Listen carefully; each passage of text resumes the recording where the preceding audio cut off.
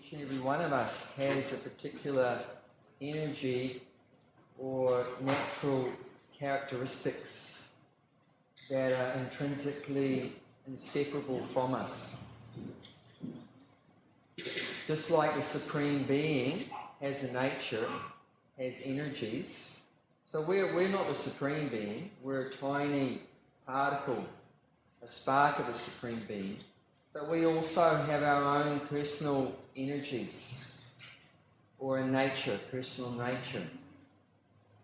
So now we'd like to ask, what do you think, just in essence, what is the nature of each and every soul? Some natural characteristics that are inseparable from us. Like, I'll just give you some idea of what I'm talking about.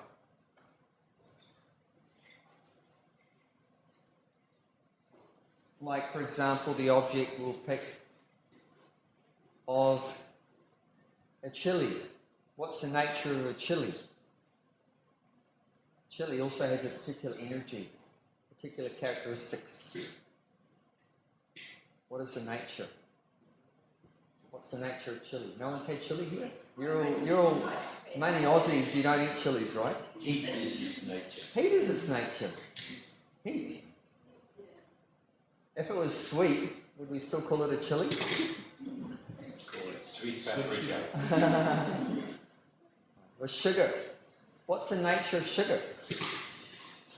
Is it hot? No, it's sweet. What's the nature of water? Sweet. You like sweets, huh?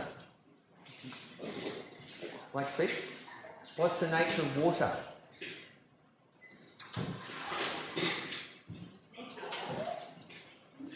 What's the intrinsic characteristics of water? Some characteristics. Huh? That's what? Magnetic. Magnetic? Okay. Flowing, like liquid. Hydrated. Yeah. If you drink it, you get hydrated. You get hydrated. So every particular object has characteristics that go with it. It has its own individual nature. So then the question is, well, what's our nature? What's the nature of an individual soul?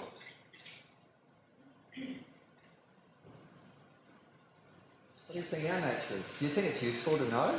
Is it useful to know what our nature is? Basically, we're finding out who we are and what we're supposed to do. Otherwise, many times we go to university, distribute vegetarian food, they ask, the students, what do you want to do? They don't know. They don't know what they want to do. Basically, they don't know what their nature is. They don't know what their nature is. They don't know what's going to make them happy. They don't know what their characteristics are. And therefore, their life is very confusing. There's very many uncertainties and a lot of unhappiness, a lot of loneliness, because of not understanding what our nature is, what we're supposed to do.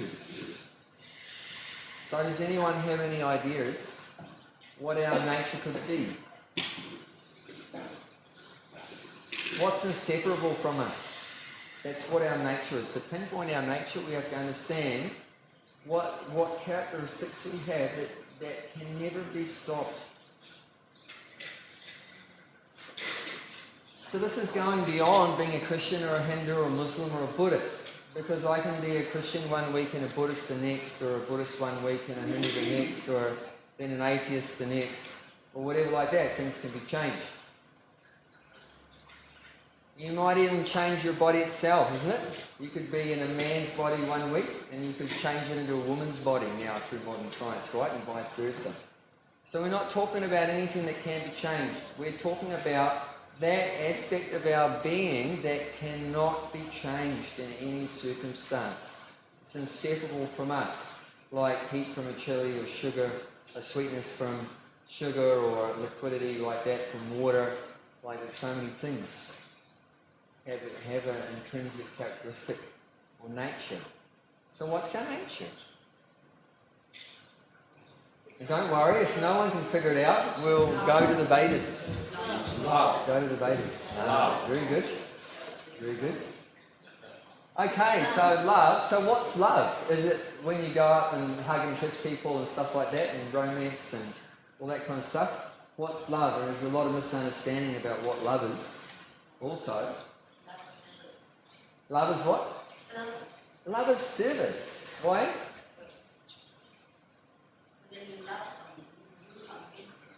Yeah, love is a verb. It's a doing word. It's not a noun. If you just say, that a husband says to the wife or vice versa, I love you, are they going to be satisfied? Just talking about it?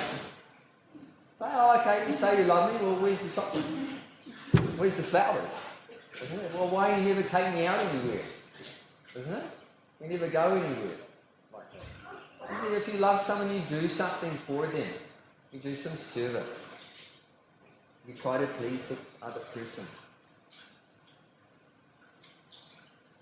Even here in the church, that nature is here, that energy is there. Look at that yellow piece of paper over there on the board. What does it say? And you can read it from where you are. The closest one, closest yellow piece of paper.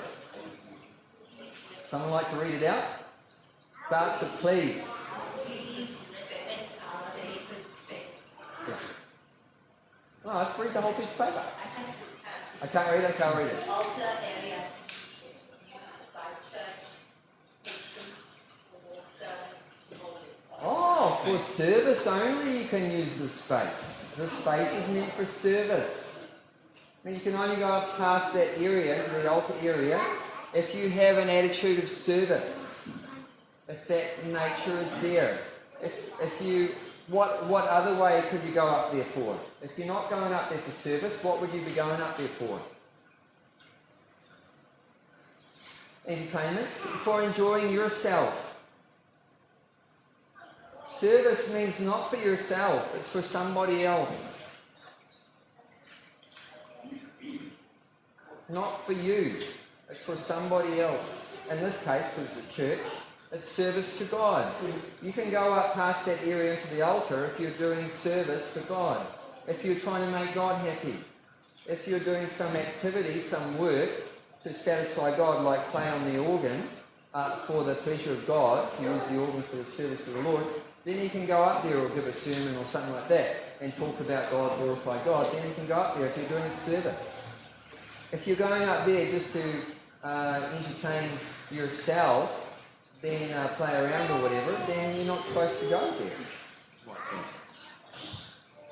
Just a service is everywhere.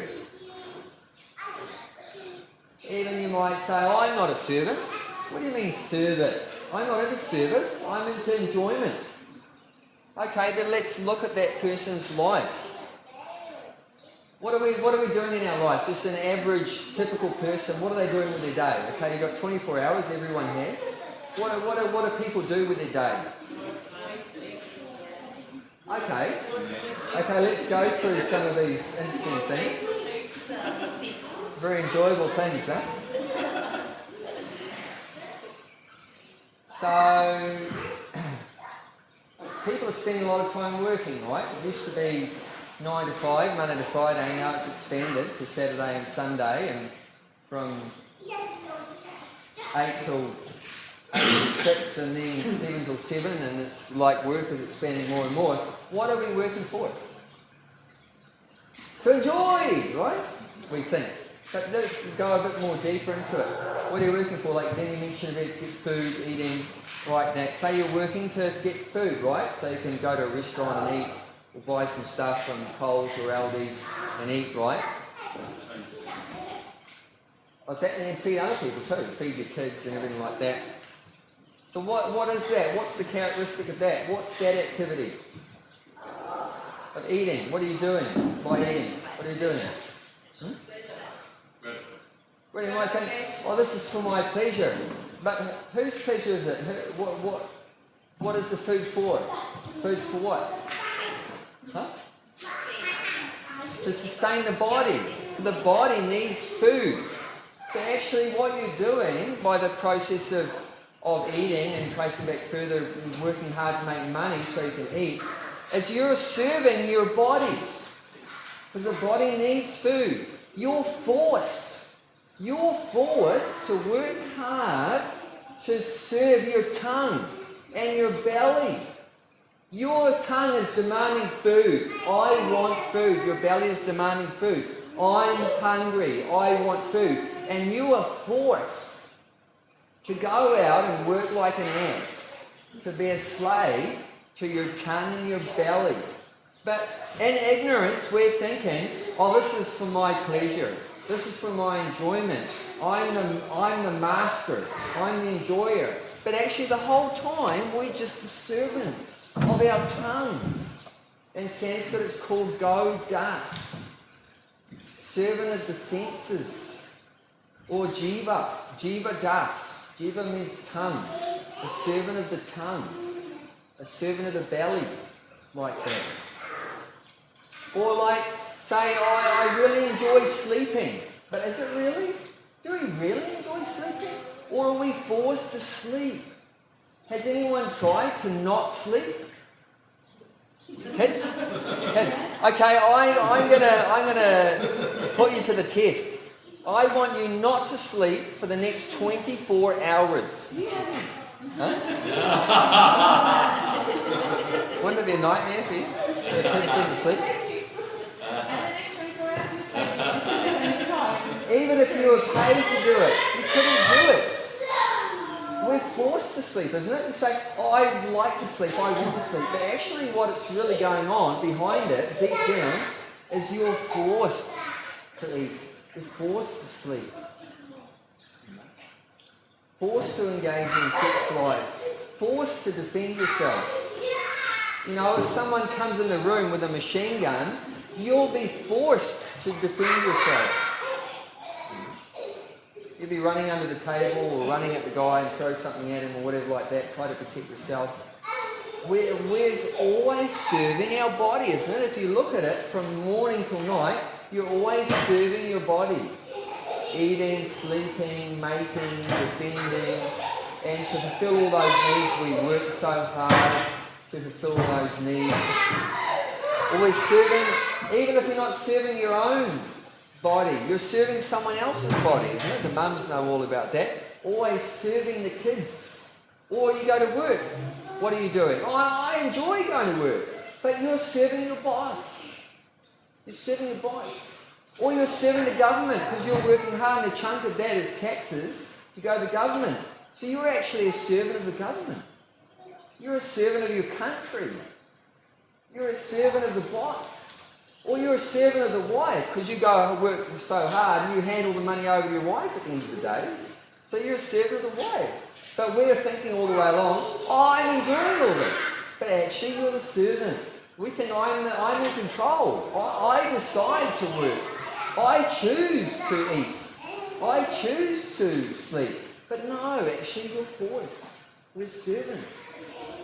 Isn't it? Forced to sleep.